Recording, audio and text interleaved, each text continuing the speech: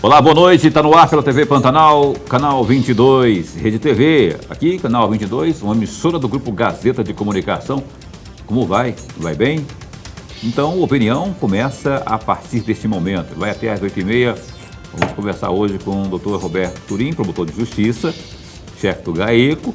Tem muito assunto para a gente falar aqui nesta noite, tem muita coisa interessante para abordarmos com o promotor Dr. Roberto Turim, que mais uma vez nos prestigia com a sua presença aqui no programa Opinião, nesta quinta-feira, que tem o Lorenberg Alves aqui do meu lado. Boa noite, meu caro.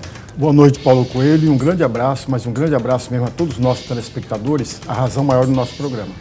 Você, telespectador, que pode, inclusive, interagir com a gente, tem alguma dúvida, tem alguma sugestão, alguma pergunta? Participe conosco, interaja conosco via WhatsApp, 99932-2529. É esse número que aparece aí no rodapé da sua TV. E para você interagir com a gente aqui no programa Opinião, que começa agora e vai até às 8h30, não é? Boa noite a você que se liga também, não só pelo canal 22, como também se liga no Opinião pela internet, no www.gazetadigital.com.br e também pela página no Facebook da TV Pantanal. Dr. Roberto Turim, muito bom recebê-lo de novo aqui. E para falarmos, né, das novidades do nosso Ministério Público, mais especialmente sobre a parte que lhe toca, né? A parte que o senhor imagina que não seja fácil, porque o GAECO, rapaz, hoje quando se fala em GAECO, especialmente nas esferas públicas, o pessoal até estremece. E eu não posso deixar de perguntar qual foi o papel do GAECO nesse episódio, nessa situação que houve recentemente aí, envolvendo aí a pasta da saúde, com inclusive determinação pela justiça do afastamento do prefeito Emanuel Pinheiro, aí depois veio quebra de sigilo, aí tanto do prefeito como da esposa, e também prisão de chefe de gabinete, enfim. Nesse episódio, vou usar a palavra episódio de agora, qual foi o papel? Eu sei que foi principalmente do NACO, né? Mas o GAECO também estava ali para as questões operacionais. Foi só isso na questão operacional ou o quê? Boa noite. Bem, boa noite Lorenberg, boa noite aos telespectadores. Na verdade, essa investigação, ela é conduzida pelo NACO. Vamos esclarecer assim, no Ministério Público, como no Judiciário, há uma divisão por instância que a gente fala, né? A primeira instância são juízes de primeiro grau, onde funcionam os promotores de justiça. A segunda instância é o Tribunal de Justiça, onde trabalham os desembargadores e os procuradores de justiça. Então, é dividido em 2 graus, né, de instância, primeiro e segundo grau, a justiça no Estado. No caso de investigações que envolvam prefeitos, o prefeito tem, por lei, o que a gente chama de prerrogativa de foro, e que popularmente se chama de foro privilegiado, que é que algumas autoridades detêm essa prerrogativa de ser investigada em foros superiores. Então, o prefeito é investigado no Tribunal de Justiça, e uma ação penal, um processo contra o prefeito, ele corre no Tribunal de Justiça. Como a investigação e o processo correm no Tribunal de Justiça, a investigação também seria feita pelo Procurador-Geral de Justiça. Mas como o Procurador-Geral de Justiça já tem, entre as funções dele, a administração de todo o Ministério Público, ele acaba, então, por lei, na lei orgânica, regimento interno do MP e lei orgânica, delegando isso para determinados grupos. Aí, no nosso MP, o grupo encarregado dessa investigação é o NACO. Que é o Núcleo de Ações Originárias, que a gente chama.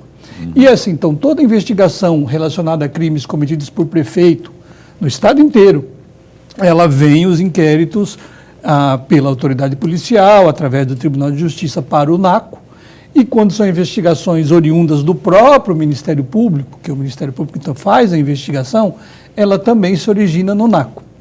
Qual o papel do GAECO nessas situações? O GAECO faz, então, não a investigação em si, mas ele presta o apoio à investigação, o que a gente chama de apoio operacional. Então, vamos assim dizer, vai ser feita uma busca e apreensão em vários alvos, né? Em vários endereços e pessoas. Prisão também? Prisão também. No caso, por exemplo, do chefe de gabinete aí que foi preso. Isso, a operação foi conjunta, né? Foi no mesmo momento as buscas e apreensões, que foram em vários endereços, e o cumprimento do mandado de prisão. Então, o GAECO dá esse apoio ao NACO, forma as equipes, né? Separa os policiais, divide quem vai onde, quem não vai, que material vai usar, como vai ser, e presta, então, o apoio para cumprir essas ordens judiciais, que foi o que foi feito nessa operação. Ok. Professor Lorenberg. Promotor, antes de mais nada, nossa alegria, nosso prazer e honra de tê-lo mais uma vez aqui. Eu, particularmente, tenho a alegria porque eu sempre aprendo com a presença do senhor. Aprender é sempre mútuo. Em todos os momentos que eu estou junto com o senhor, eu aprendo muito. E hoje eu tenho a certeza que eu vou aprender ainda mais. E eu também aprendo. Você aprende com ele, eu aprendo contigo. E aprendo com ele também. Mas, promotor, eu tenho basicamente aqui 3 temas para ouvi-lo. Um deles eu tive o cuidado de destacar 2 trechos, 2 parágrafos de um artigo científico que eu gostaria muito de ouvir um comentário do senhor a respeito de cada um deles separadamente. Tenho aqui uma questão que eu vou trazer ao senhor também, que é na questão democrática, gostaria muito de ouvi-lo, e 2 assuntos. Um sobre o contrato entre a SEMA e a empresa Multus Comercial, que caiu na mão do senhor ainda este ano, e também sobre a Assembleia Legislativa, que também caiu nas mãos do senhor. Só bomba que cai na mão dele. Eu gostaria né? muito de ouvir o senhor, para início de conversa, eu gostaria de ouvir o senhor a respeito da Assembleia Legislativa. Eu vou ler aqui um trecho que eu peguei do site O Livre, no dia 16 de fevereiro de 2020. Está escrito assim, lá no site.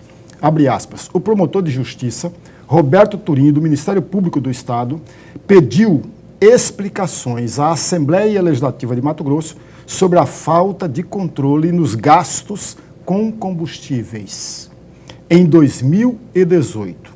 O descontrole foi baseado em relatórios técnicos analisados pelo Tribunal de Contas do Estado de Mato Grosso. Fecham aspas.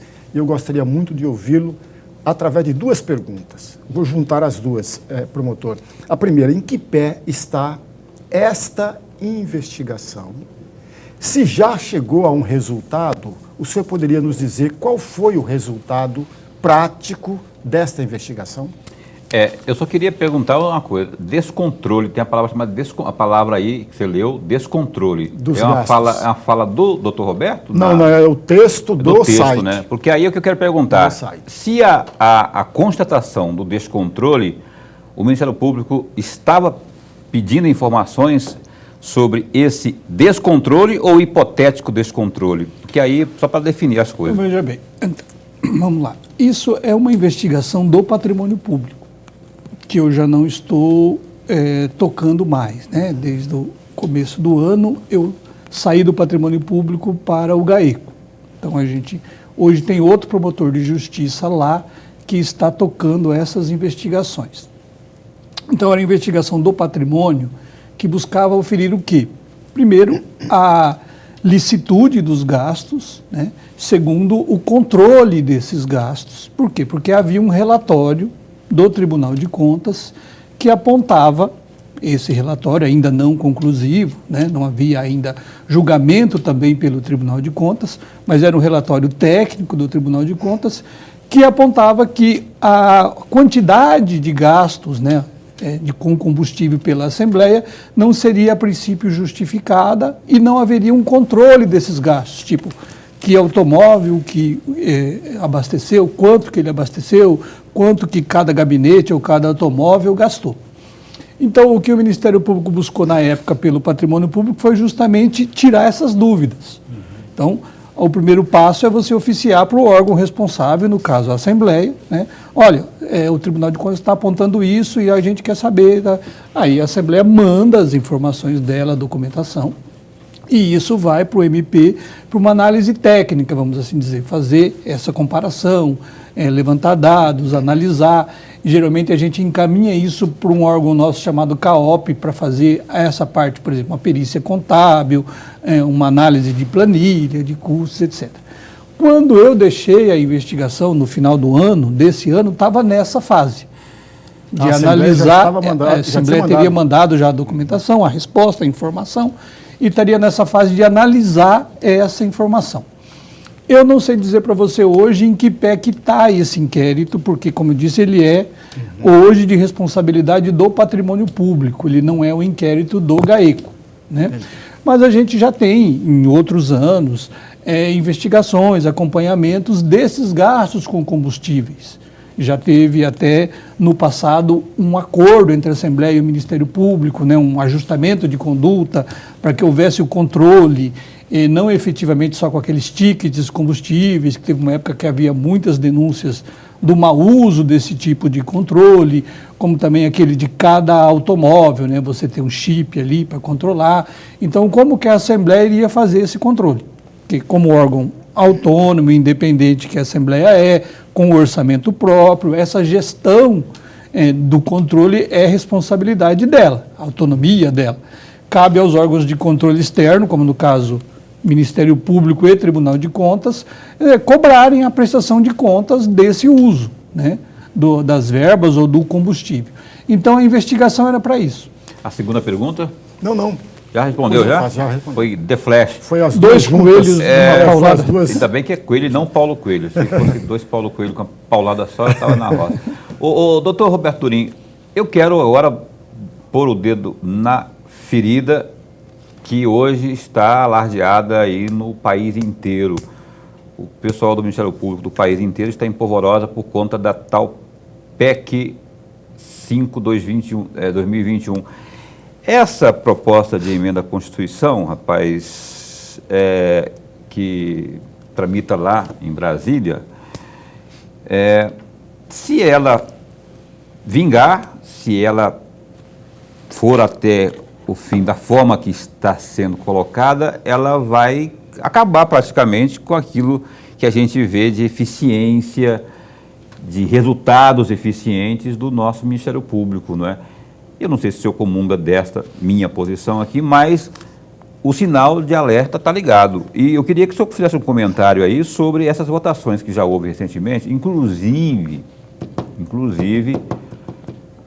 lá na Câmara, nessa recente aí, eu tenho a informação que 5 deputados nossos, dos 8, aqui de Mato Grosso, votaram a favor dessa proposta que tira a autonomia do Ministério Público.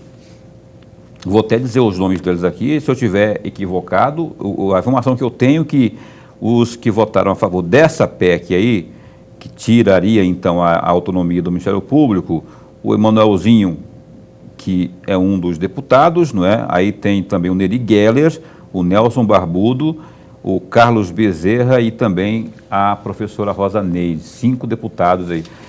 Como que o senhor está avaliando isso? É um risco? Ainda dá para corrigir isso aí? Depende de quê?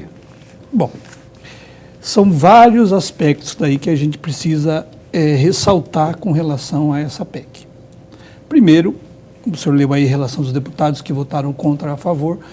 A primeira coisa é a gente respeitar, o Ministério Público briga muito por autonomia e independência, né? A gente também tem que respeitar a autonomia, o entendimento divergente de cada parlamentar. Seja ele qual for. Seja ele qual for, respeita. Democracia é isso, né? Você respeita os entendimentos contrários, embora deles eventualmente não concorde. Qual a grande preocupação do Ministério Público com essa PEC 05? Em primeiro lugar, é preciso esclarecer que a PEC 05 ela versa sobre a composição do CNMP. O CNMP é o Conselho Nacional do Ministério Público, que é um órgão de controle externo do Ministério Público, criado pela Constituição, né, regulamentado na Constituição Federal. Por isso, uma PEC é uma alteração da Constituição Federal. O CNMP tem a função, então, de controle externo. o Ministério Público é contrário ao controle externo? Não. Pelo contrário, somos absolutamente favoráveis à existência de um controle externo, reconhecemos a necessidade de um controle, reconhecemos o CNMP como um órgão atuante nesse controle. É o primeiro ponto. Qual a grande preocupação da PEC, então? É que com essa ideia de alteração da composição do CNMP, porque como é que o CNMP é composto? Ele é composto pelo Procurador-Geral da República, no caso, que é o presidente do CNMP, ele é composto por membros dos Ministérios Públicos Estaduais, que são indicados pelo Conselho Nacional de Procuradores Gerais de Justiça e depois sabatinados no Congresso e aprovados. Nós também temos indicações da OAB e nós temos indicações feitas pelo Senado e pela Câmara do Congresso Nacional. Hoje a composição é essa. Dentre essas vagas que são do Ministério Público, hoje nós temos vagas do Ministério Público do Distrito Federal e Territórios, vaga do Ministério Público Militar, vaga dos Ministérios Públicos Federais e do Ministério Federal e dos Ministérios Públicos Estaduais. Uhum. Né? E a PEC visa mudar essa composição. Ela iria criar mais uma vaga de indicação do Congresso Nacional. Do Legislativo. Alternadamente, uma vaga do Senado, na próxima, que o mandato é de 2 anos com recondução. Na próxima vaga da Câmara, e alternando. Cada ano, Senado e Câmara indicando mais um representante. Então, uma vaga a mais para o Senado e para a Câmara, além da que eles já têm. Esse é o grande problema da PEC? Não. O grande problema da PEC é que, além disso, ela resolveu alterar também a forma de indicação do corregedor geral, corregedor nacional do Ministério Público, que dentro do CNMP nós temos um presidente e uma corregedoria. E a PEC passou a prever que essa corregedoria ia ser exercida por uma pessoa externa do MP, não membro do Ministério Público. Por exemplo, a corregedoria do TJ é exercida por um desembargador. A corregedoria na Câmara é por um deputado. A corregedoria no Senado é por um senador. Sempre assim. Mas aí seria de alguém fora do Ministério Público. E também de alguém indicado pelo Senado e pela Câmara. Criando aí uma fonte, talvez, de politização maior, de influência maior política dentro do CNMP. Esse é um problema. Era um problema do texto, né? Que depois eu vou falar sobre a votação desse texto. O outro grande problema desse texto é que ele também inovou e criou para o CNMP a possibilidade de revisão, não das decisões administrativas, mas sim também das decisões de mérito. Essa realmente era a grande pedra no sapato, vamos dizer assim, não usa aquele termo bode na sala, né, que se coloca um bode na sala, e você fica tão preocupado em tirar o bode que esquece do restante da sala. Então, o grande bode na sala era essa parte do texto, que previa a possibilidade do CNMP rever decisões de mérito, decisões da atividade fim do promotor de justiça. Então, imagine, o promotor de justiça resolve instaurar uma investigação contra um vereador na cidade, né, aqui de Mato Grosso. O vereador recorre, o tribunal mantém, o vereador faz uma representação lá no CNMP, olha, o promotor está abusando aqui, essa investigação que ele abriu é inconstitucional. O CNMP lá mandava parar a investigação. Isso era um grande problema, porque isso feria, sim, de morte a autonomia e a independência do Ministério Público. Uhum. Porque além do controle interno, além do controle pelo judiciário, que já é previsto em lei, nós teríamos um outro grau de recurso, vamos assim dizer, que é o CNMP, para decisões de mérito, não para decisões administrativas, que o papel do CNMP realmente é esse controle externo do funcionamento administrativo do Ministério Público, e não da investigação propriamente dita, da denúncia feita, do trabalho de mérito, né, do promotor ou do procurador de justiça, onde a gente sempre gozou de autonomia e independência. Um dos grandes pilares de sustentação do Ministério Público, como ele é hoje, é essa garantia de independência e autonomia.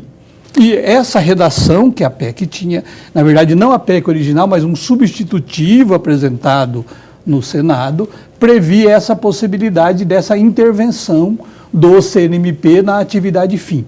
Essa era a grande preocupação. Outra preocupação é que esse substitutivo também previa a possibilidade de os procuradores gerais de justiça passarem a indicar, nomear, por ato exclusivo deles, 2/3 dos conselhos superiores do MP. Cada Ministério Público tem um órgão chamado Conselho Superior. Esse órgão julga, por exemplo, os arquivamentos que a gente faz. Se você faz uma investigação, decide arquivar, ele não fica só na mão do promotor para não ser uma decisão isolada, né? O tal do check and balance, né? Freios e contrapesos. Ele manda isso para um órgão superior, colegiado, formado por 11 membros, que analisam aquele arquivamento dele e diz, não, está correto, pode arquivar, não está correto, tem que voltar à investigação. Hoje, esses conselheiros são o Procurador-Geral de Justiça, que é membro nato, e o Corregedor, que é membro nato. Os demais, os outros 9 membros, são eleitos pela classe.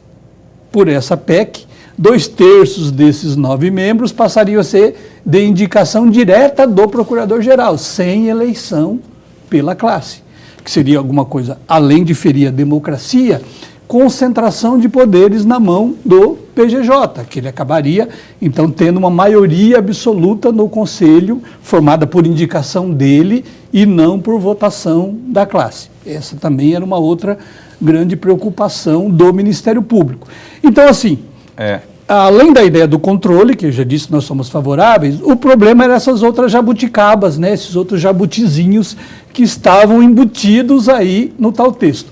Por isso, a grande movimentação do Ministério Público Nacional, em redes sociais, entrevistas, pareceres, né, de toda forma a gente tentando mobilizar a sociedade e os parlamentares para evitar a aprovação dessa redação do substitutivo da PEC 05. Então, a gente vai voltar a falar do substitutivo após o intervalo comercial, temos que ir para um break comercial agora e esse assunto vai ser recorrente, a gente tem que voltar porque é ainda um assunto que está deixando muita gente de orelha em pé e vale a pena discutir, porque aí sabe-se que se as coisas não saírem conforme a normalidade, não é, como a gente espera pelo menos, pode sim haver essa interferência aí e aí a fragilização, certamente será a fragilização do nosso Ministério Público. A pergunta que eu deixo é: a quem interessa essa mudança? A quem interessa ou interessaria a fragilização do Ministério Público? Opinião dá um tempinho, você pode mandar sua pergunta, tá? Para o doutor Roberto Turim, que está aqui conosco, o chefe do GAECO, e 9932-2529, opinião dá um tempinho e volta já já. Ok, eu estou olhando aqui, rapaz, a gente vai falar do Gazeta Digital aqui agora. Lorenberg, se prepara que eu vou te colocar numa saia justíssima aí para o Dr. Roberto Turim, ele vai poder opinar também se ele quiser e também puder, mas tem uma notícia aqui que eu quero... Vamos lá, o Gazeta Digital nesse instante tem muitas informações aí que você pode se atualizar, dá um F5 aí no seu dia, tá? www.gazetadigital.com.br. Vamos começar a falar da pandemia. Então, os números da pandemia da Covid-19. 3 pessoas morreram vítimas da Covid-19 em Mato Grosso nas últimas 24 horas. Os óbitos, todos de pessoas idosas, foram registrados nas cidades de Várzea Grande, Porto Espiridião e Juína, como apontam dados divulgados pela Secretaria de Estado de Saúde nesta quinta-feira. Segundo o boletim epidemiológico divulgado pela pasta, Mato Grosso passou a contabilizar 13.904 mortes. Além disso, o estado soma 544.570 contágios registrados da doença, dos quais em 528.255 ocorrências as pessoas infectadas se recuperaram do vírus. Entretanto, outras 1.852 pessoas infectadas seguem em isolamento domiciliar. Paralelamente, há também 76 pessoas internadas em unidades de terapia intensiva, as UTIs, o que corresponde a uma taxa de ocupação de 27,64%. Então tá, ó, mais um destaque aí do Gazeta Digital, EILO. O ministro do Supremo Tribunal de Justiça, o STJ, Mauro Campbell Marques, autorizou o retorno do conselheiro Sérgio Ricardo ao Tribunal de Contas de Mato Grosso, TCE. Ele estava afastado há 4 anos e 9 meses por conta de medidas cautelares no âmbito da 12ª fase da Operação Ararat. Abre aspas, defiro o pedido liminar do efeito suspensivo ao recurso especial com fundamento no artigo para suspender os efeitos do acórdão proferido pela 2ª Câmara de Direito Público e também coletiva do Tribunal de Justiça do Estado de Mato Grosso. Fecha aspas, diz aí o trecho da decisão. Sérgio Ricardo foi afastado em janeiro de 2017 e o último conselheiro a ser reintegrado ao cargo no Tribunal de Contas.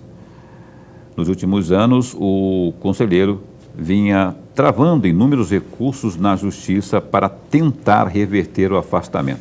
No entanto, vários pedidos fracassaram e foram negados.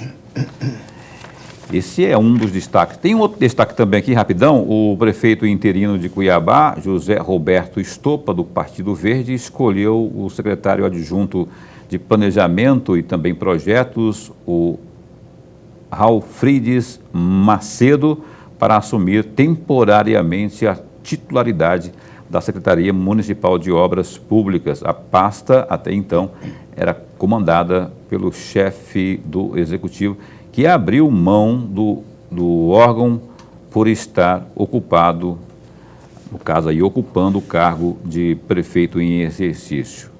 Em entrevista à imprensa, no dia de hoje, não é, o gestor chegou a antecipar que o comando da pasta seria definido entre um dos adjuntos, o Ralph, ou então a arquiteta e engenheira Silvia Andrade. Aí, portanto, também no Gazeta Digital, www.gazetadigital.com.br. Você sabe, né, Lorenberg, essa questão aí do conselheiro Sérgio Ricardo, para alguns é surpresa, mas para quem tanto estava batendo na tecla, né, água mole em pedra dura, e ele acabou tendo essa decisão a seu favor aí. Tem que se respeitar a decisão judicial, né? Mas aí tem aquela questão também da... Bom, eu não vou falar moralidade, mas sabe-se que há toda uma polêmica em torno disso aí. O que você pensa disso aí? É o último dos moicanos, né? Tá voltando. Paulo e amigos ouvintes, telespectadores, eu vou trazer 2 pontos que me parecem importantes até para provocar a reflexão de todos nós. O primeiro ponto, o Sérgio Ricardo, o conselheiro Sérgio Ricardo, ao contrário dos outros 4, ele foi afastado por 2 vezes. Então são 2 momentos de afastamento. Um naquela delação premiada do Sival Barbosa e o outro anterior a isso é a compra da cadeira no Tribunal de Contas do Estado. Portanto, 2 afastamentos. E agora ele retorna para o Tribunal de Contas do Estado. Uma segunda observação que deve ser feita, veja, amigos, eles foram afastados em 2017. Quando foi apresentada a delação premiada do Sival Barbosa, em 2017, o ministro do Supremo Tribunal Federal, Fux, exclamou uma delação estrondosa, uma frase mais ou menos assim. Tanto é verdade que ele afastou imediatamente os 5 conselheiros. Acontece, amigos, eu estou aqui ao lado do promotor, ele sabe disso muito mais do que eu. Ora, afastou-se para que não viesse a impedir uma investigação. Mas isso foi em 2017, são quase 4 anos depois desse afastamento e nós não vimos nenhuma investigação concluída. Portanto, a pergunta que se faz, é possível afastar durante quase 4 anos sem apresentar nenhuma investigação? Afinal de contas, o interesse público deve estar acima de qualquer um outro interesse. Os negócios e a coisa pública devem estar acima de qualquer um outro interesse. Mas nesse caso, não há. O interesse coletivo está sempre colocada em 10º ou 12º plano e não em primeiro plano. Esse é o grande problema. É mais de 4 anos, 4 anos e 9 meses. Doutor Roberto Turim, eu sei que essas coisas aí a gente tem que respeitar a decisão da justiça, né? Aí o cidadão, eu vou falar na ponta, né? Não vou entrar no mérito, eu não vou entrar no mérito da questão técnica, porque não vou dar conta de detalhar. Mas assim, o povo, né, o cidadão fica pensando assim, poxa, não é? E aí, quer dizer, tá ou não tá? Tá irregular ou não tá irregular? Tá ilegal ou não tá ilegal? Cometeu ou não cometeu o crime? E agora ele retoma. Aí tem esse detalhe que o Lorenberg fala também aqui, dos quase 5 anos e tudo, sem a investigação, sem... Enfim, o que a gente pode comentar sobre isso? Inegavelmente, esse prazo de 5 anos sem a conclusão de uma investigação ou de um oferecimento de uma denúncia, ou mesmo do julgamento de uma ação penal, é inaceitável, vamos assim dizer, né? O que acontece aí com a Operação Ararate, com esses afastamentos, é preciso a gente esclarecer. A Operação Ararate foi uma grande operação, né, mas ela acabou se dividindo e a parte criminal dessa Operação Ararate ficou por conta da Justiça Federal e do Ministério Público Federal. Inclusive esses afastamentos decretados lá pelo ministro do Supremo na época, o Fux, foram nessas investigações a cargo do Ministério Público Federal. O Ministério Público Estadual ficou com a parte da improbidade administrativa, e aí existem já ações propostas de improbidade administrativa, inclusive essa que você citou a respeito da compra da vaga, né? A vaga teria sido leiloada, vamos assim dizer, e paga com dinheiro público, o pagamento sendo feito com dinheiro público. Isso já tem investigação do Ministério Público Estadual concluída, já tem ação proposta e tem ação em tramitação. Nessa ação também foram deferidas medidas cautelares, que é diferente, que é uma ação civil, uma ação por improbidade, uma ação civil pública, e não uma ação penal, né, que busca então a punição por eventual crime. Nós temos que analisar, e eu não conheço o teor dessa decisão agora que cassou, né, que determinou a cassação do afastamento, se ela abrange todos os afastamentos ou se é em um caso de afastamento, então o outro perduraria até eventual análise do juízo que proferiu a decisão ou do tribunal, tem que se averiguar. Mas em todo caso, o afastamento era cautelar. Era o que a gente chama de afastamento cautelar, é aquele afastamento no início das investigações ou da ação penal, para garantir a própria investigação, para garantir a produção das provas. Então ele não é um afastamento definitivo, ele não vai durar definitivamente, porque para isso tem que haver o julgamento final, né, o julgamento do mérito da ação e ainda o trânsito em julgado desse julgamento, que é no Brasil difícil de acontecer, demorado, lento. Então, o processo judicial é por natureza lento e a nossa dinâmica processual, nossa legislação processual, que traz inúmeras possibilidades de recursos, ela faz com que ele fique ainda mais lento, né? O que é difícil, como você mesmo colocou muito bem, para a população em geral, para quem é leigo, para quem não entende essa tramitação toda, compreender a gravidade das situações, né? E nesse caso é muito grave. O Tribunal de Contas é um órgão de controle externo que visa fiscalizar a correta aplicação de recursos, de dinheiro público, cumprimento das regras constitucionais da administração pública, e você ter lá pessoas que estão respondendo a processos por casos de crimes graves e improbidade administrativa é sim um desserviço, né? Então, a conclusão, quanto mais célere desses processos, se for para absolver, que absolva, se for para condenar, que condene, mas teria que ser um julgamento rápido.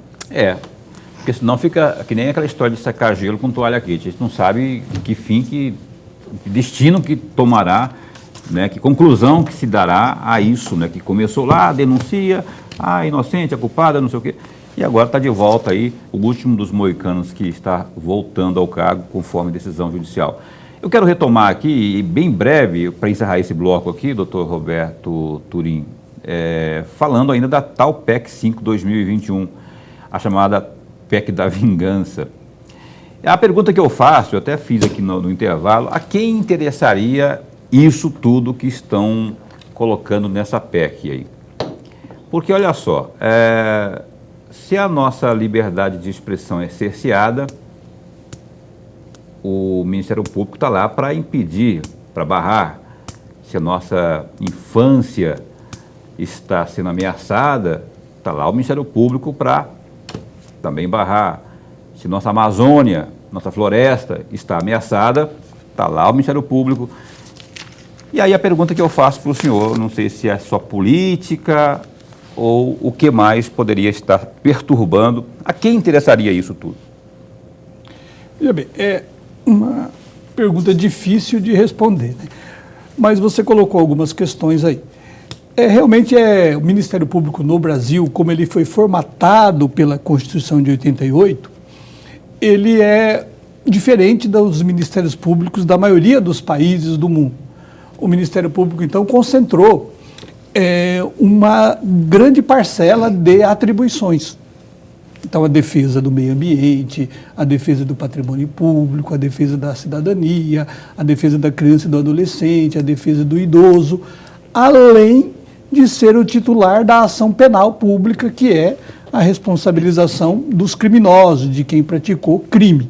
Então, é um leque muito grande de atribuições.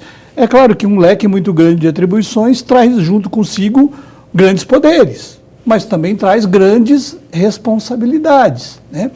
E o Ministério Público, ao atuar em todas essa gama, ele logicamente vai atrair pessoas que não vão gostar dessa atuação, que vão se sentir incomodados ou ameaçados, ou mesmo tendo dificuldades de agir dessa ou daquela maneira. E aí o Ministério Público sofre também retaliações, né? Além de sofrer um necessário, e é necessário, controle, tanto do judiciário, da própria mídia, da própria sociedade, do Conselho Nacional, do CNMP, do Legislativo, que é quem, em última instância, faz as leis pelas quais o Ministério Público trabalha. Então, nós temos tudo isso. E aqui no Brasil, nós estamos também num momento ímpar, né? Nós tivemos lá, por exemplo, Operação Lava Jato, e tivemos momentos aí de grande tensão entre a política, o judiciário, o Ministério Público e investigações criminais. Ok. Em um determinado momento. Isso também resulta, né, porque alguns chamam de PEC da vingança, resulta, obviamente, em processos que buscam aprimorar esse sistema de justiça. Não somos contra o aprimoramento. Coloquei aqui as questões que levantam o Ministério Público a questionar essa PEC, que é justamente aquelas ameaças à autonomia e independência funcional do Ministério Público, e não o próprio controle em si. Então, todos esses momentos têm que ser levados em consideração, né? Perfeito. Então, interessa muita gente e interessa muito mais gente ainda que o Ministério Público continue exercendo regularmente as suas funções. É nisso que eu acredito. Na maioria, que seja essa maioria, pelo menos, né? Que continuemos daí para melhor, para o fortalecimento do nosso Ministério Público. Vamos voltar a falar sobre isso. Daqui a pouquinho a gente vai para mais um break comercial e volta já já. Pois bem, o Opinião está de volta ao vivo com você aqui.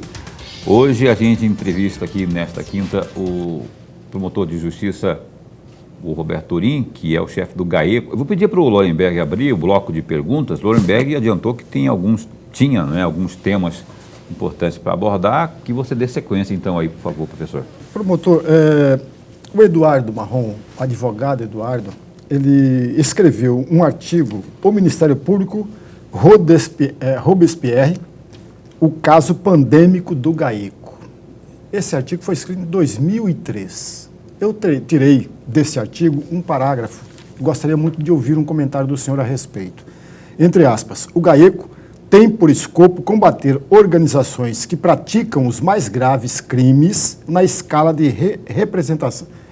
repreensão da lei penal. Por isso, o poder de investigação direta pelo Ministério Público é tido como imprescindível e vital para o êxito das ações penais, a serem instaladas, a considerar-se que não há crime organizado sem a efetiva participação ou favorecimento de agentes públicos, entre os quais os policiais. Fecham aspas. Eu gostaria muito de ouvir um comentário do senhor a respeito deste parágrafo que eu acabei de ler.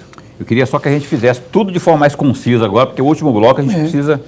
Bom, são várias questões que ele coloca aí. Em primeiro lugar, que o GAECO se volta a investigar organizações criminosas, que realmente são as investigações mais complexas, não só dos crimes mais graves, não, você pode ter crimes muito graves, pode ter crimes até não tão graves, mas que feitos de forma organizada, por exemplo, essas pirâmides financeiras. Né, são crimes em tese não violentos, mas que causam grande prejuízo, envolvem um grande número de pessoas e envolve também um trabalho muito organizado dos criminosos. E isso transforma numa organização criminosa que é objeto de investigação do GAECO. Até aí, absolutamente correto. Outra questão que ele coloca é que não existe crime organizado sem participação de um agente público, vamos assim dizer. Ele colocou aí a questão dos policiais. Não necessariamente policiais, pode ser agente público de qualquer maneira, né? O fiscal, o agente político, o juiz, o promotor. Bom, um agente público, de maneira geral, geralmente está ou diretamente ou indiretamente participando de uma organização criminosa. Isso também é verdade. A questão que ele coloca aí, exclusivamente dos policiais, não concordo. Você não pode generalizar sobre uma determinada categoria. Né? Não, ele fala entre os quais policiais. Isso, dentro dos quais policiais. Nós já tivemos investigações no GAECO contra policiais. Uma das nossas últimas operações, chamada Renegados, foi contra uma organização criminosa que contava com escrivães, agentes de polícia. E o GAECO fez a investigação. Hoje, você me falou, parece que é 2003? 2003. 2003. 3. Então, há 18 anos atrás. Há 18 anos atrás. Tem uma coisa que a gente evoluiu muito desde a criação do GAECO. Eu estou pela segunda vez no GAECO. Eu participei inicialmente do GAECO logo depois da criação dele. E naquela época a gente tinha uma discussão muito grande com a polícia, no sentido da atribuição, da discussão sobre quem poderia... fala exatamente sobre isso. De quem poderia investigar, se a investigação era exclusividade da Polícia Judiciária ou se o Ministério Público também tinha o poder, dever de investigar. Então havia esse atrito. Isso hoje já se pacificou em dois sentidos. Já se pacificou o entendimento, tanto na jurisprudência como na lei, que o Ministério Público tem sim o poder, dever de investigar, que a investigação policial não é atividade exclusiva da Polícia Civil.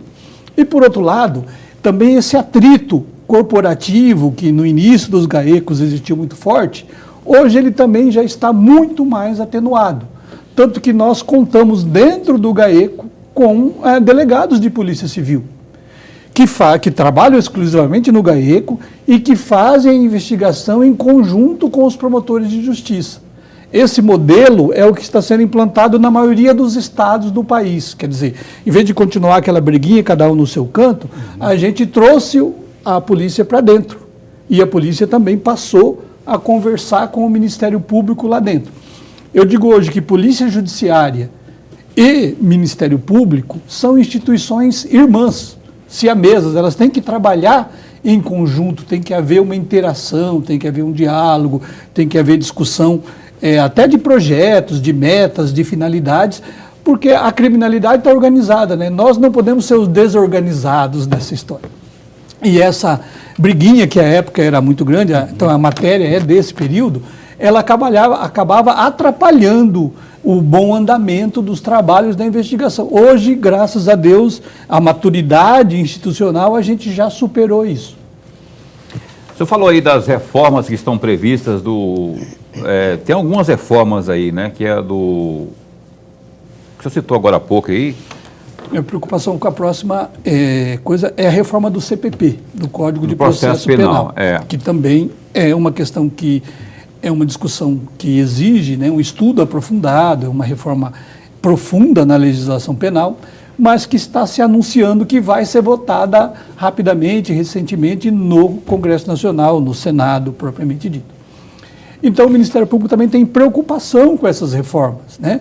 Hoje, como eu falei aqui, a lei processual brasileira, ela é uma lei que ela traz inúmeras possibilidades de ela é uma lei que, na verdade, cria, né, muitas dificuldades processuais que acaba atravancando o andamento do processo.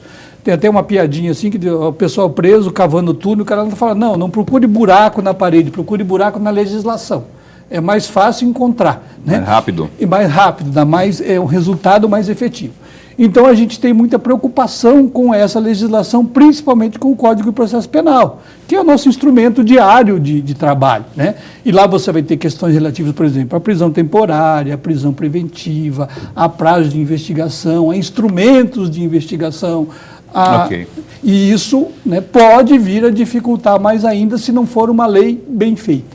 E a lei a nossa reforma a previsão aí de uma reforma também na lei de improbidade.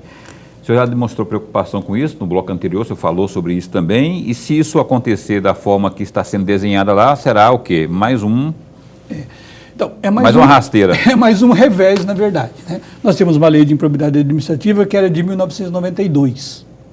A lei de improbidade administrativa precisava, sim, ser atualizada, modificada. Sim.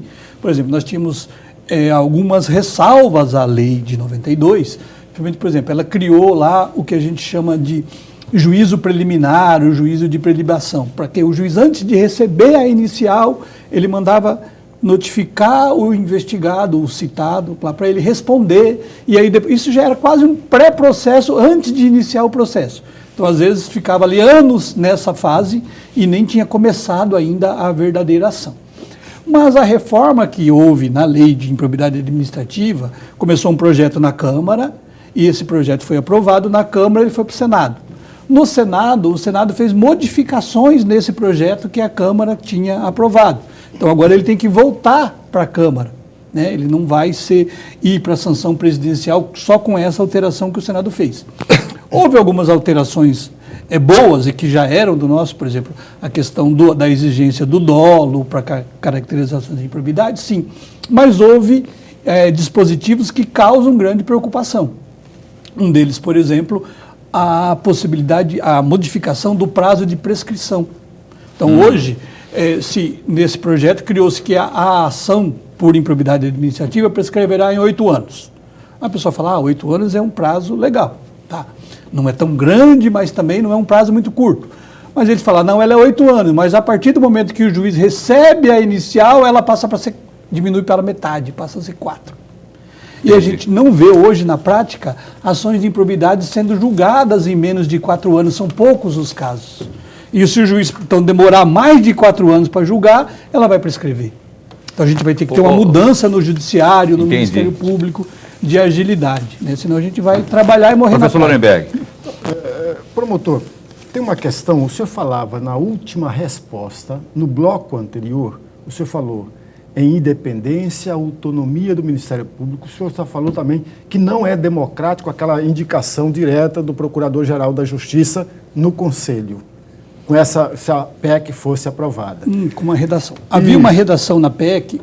Como eu expliquei, o Conselho Superior do Ministério Público ele é formado por 11 membros. Isso. Hoje, na legislação atual, desses 11 membros, o Procurador-Geral de Justiça e o Corregedor-Geral são membros natos, e os outros 9 membros são eleitos pela classe. Você vai fazer a pergunta é essa? Não. São eleitos pela classe. Isso. Se você tira a eleição pela classe e concentra na mão do PGJ nomear 2/3, você está ferindo a democracia, ele está restringindo a votação, restringindo a escolha pela classe e tornando a eleição do Conselho menos democrática. E é nessa direção, promotor, que eu gostaria muito de uma reflexão do senhor, muito rapidamente.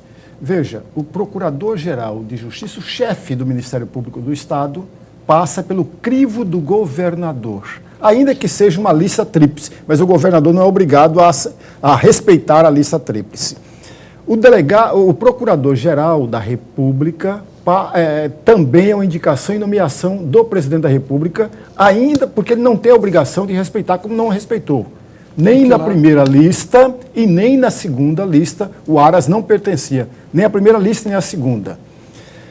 O delegado-geral da Polícia Federal é indicação e nomeação do presidente da República. O senhor não acha que já está passando da hora de nós avançarmos um pouco mais da democracia e permitir que essas instituições tão caras à democracia resolva ele mesmo a nomear, a indicar o seu próprio chefe? Vou pedir para o senhor responder em 1 minuto e meio para a gente encerrar o programa. A questão é complexa essa daí, né?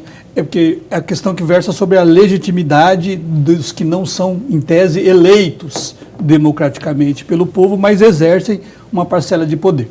Quanto mais democracia, melhor. Nos estados, nós temos a garantia da lista tríplice por lei. O governador tem que escolher dentro da lista tríplice. Claro, ele pode escolher quem tiver em primeiro, em segundo ou em terceiro, mas ele não pode escolher ninguém fora da lista. E a lista é votada pela classe. E a classe põe lá uma lista e o governador escolhe dentro dela. É o melhor dos mundos? Não, mas também não é o pior dos mundos. Porque você tem aí um certo controle, né? O governador não pode nomear quem ele quer e o MP também não pode indicar quem ele quer. Os dois têm que, é o tal do check and balance, né? Freios e contrapesos. No caso do Ministério Público Federal é mais complicado, porque eles não têm lei prevendo a lista tríplice. Eles têm uma convenção interna, eles fazem uma votação e encaminham essa lista. Mas o presidente da República não é obrigado a seguir, ele pode então nomear alguém fora da lista. Seria o ideal que houvesse uma lei no âmbito do Ministério Público Federal, criando ali, no mínimo, a lista tríplice. Okay. Né? Para que a indicação fosse então mais democrática. Olha, eu particularmente gostaria de estender essa conversa aqui noite adentro aí, mas a gente tem que cumprir o horário de rede. E eu quero agradecer aqui ao Dr. Roberto Turim, promotor de justiça, chefe do GAECO, mais uma vez estando conosco aqui. Muito obrigado pela vinda, não é? E pela aula que o senhor deu aqui também, que eu fiquei só aprendendo com os dois aqui. Obrigado, e esse espaço está sempre a postos para bem informar. Eu que agradeço, o Ministério Público, eu entendo que faz parte da nossa função também esses esclarecimentos à sociedade através da mídia, então eu agradeço a oportunidade, agradeço ao professor Lorenberg pela participação e também estou à disposição. Valeu, Lorenberg, a gente se encontra então amanhã. Com certeza. Amanhã é sexta-feira. Amanhã é sexta. Rapaz, está voando o tempo.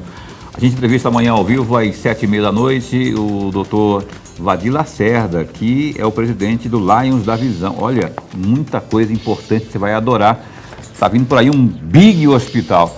Dr. Vadir Lacerda, do Lions da Visão, aqui, ao vivo, no Opinião, desta sexta-feira. Até lá, fica bem, fica com Deus também.